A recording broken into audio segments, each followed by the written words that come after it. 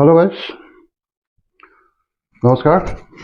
মানে একচুৱেলি ভিডিঅ'টো বনাওঁ নবনাওঁ অলপ কনফিউজৰ মাজতে ভিডিঅ'টো বনাইছোঁ।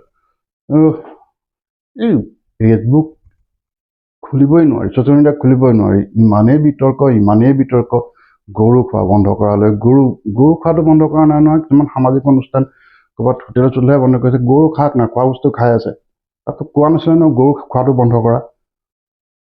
এনেই চিঞৰ বাখৰ কৰি নাজানি নুশুনি কথা। আৰু গৰু বন্ধ কৰিব পৰা পাৱাৰ দি থৈছে সংবিধানত, বিধানসভাত পাৱাৰ দি থৈছে, সংবিধানত কৈ থোৱা আছে গৰু পৰিস্থিতি অনুযায়ী গৰু বা আদি কৰি বন্ধ কৰিব পাৰে।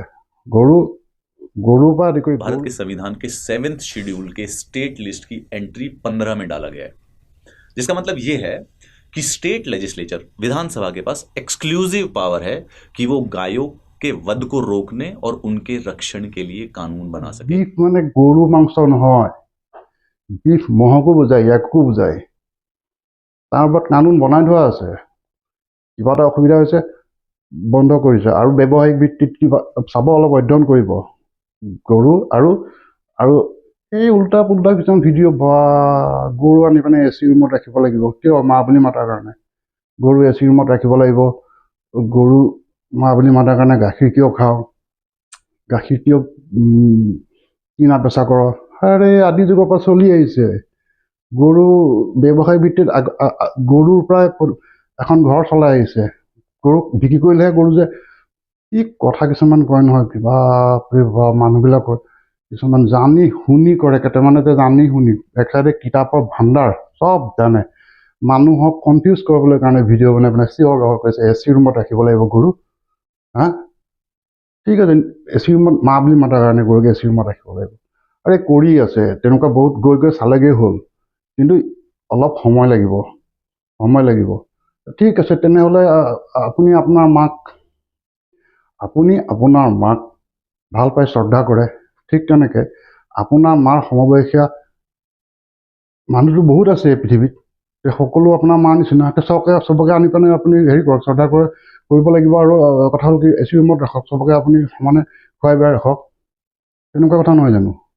আপুনি আপোনাৰ মাক মা বুলি মাতে, যিহেতু আপোনাৰ সমবয়সীয়া বেলেগ এজনী বয়সস্থ মানুহজনীও মা হ'ব আপোনাৰ। জানক এ চি ৰুমত ৰাখক। আমি তেনেকৈ হিন্দু ধৰ্মত গছক পূজা কৰে, কিছুমানে শিলক পূজা কৰে। তেতিয়াহ'লে গছ গছনি নাকাটি পেলাই ঘৰ দুৱাৰ নবনাই গছৰ কোনো ফাৰ্নিচাৰ ইউজ নকৰি বাহিৰত থাকিলেই হ'ল মানুহ। লজিকত কথাবিলাক কওক। কি কথা কিছুমান কৈ আছে নহয়, কেনেকুৱা ধৰণৰ কথা কৈ আছে মানুহবিলাকে, ভিডিঅ' বনাই আছে। সংবিধানত নিয়ম আছে, কৰিছে। আৰু আমাৰ ধৰ্মত, আমাৰ শাস্ত্ৰৰ নিয়ম কিছুমান বদলাই দিছে। যিদৰে বলি প্ৰথা বন্ধ কৰিছে, সতীদাহ প্ৰথা বন্ধ কৰিছে, বাল্য বিবাহ প্ৰথা বন্ধ কৰিছে, তেনেকৈ দৰকাৰ পৰিলে গৰুৰ ওপৰতো আমাৰ কিছুমান হেৰি কৰি পিনে বদলাই দিব ভৱিষ্যতত। কৰাৰ নিয়ম উদাহৰণ আছে আৰু কৰিবও পাৰে, কৰিব, একো ডাঙৰ কথা নহয়। বেলেগ ধৰ্মত কৰি চাওক তেনেকৈ। ধৰ্মশাস্ত্ৰৰ পৰা কিছুমান নিয়ম বদলাই দিয়ক। আমাৰ নিয়ম বদলাই আছেতো তেনেকৈ চাওক। বহুত নিয়ম বদলিছে আমাৰ হিন্দু ধৰ্মৰ। আমিতো লাগি নাথাকোঁ তেনেকৈ। এনেই জানি শুনি নাজানাখিনিয়ে কৈছে মানিছোঁ, জানা মানুহকেইটাও চিঞৰ বাখৰ। গৰুটো কোনোবা খাদ্য হয় খাওক না, খাওক। কি যে কম নহয়।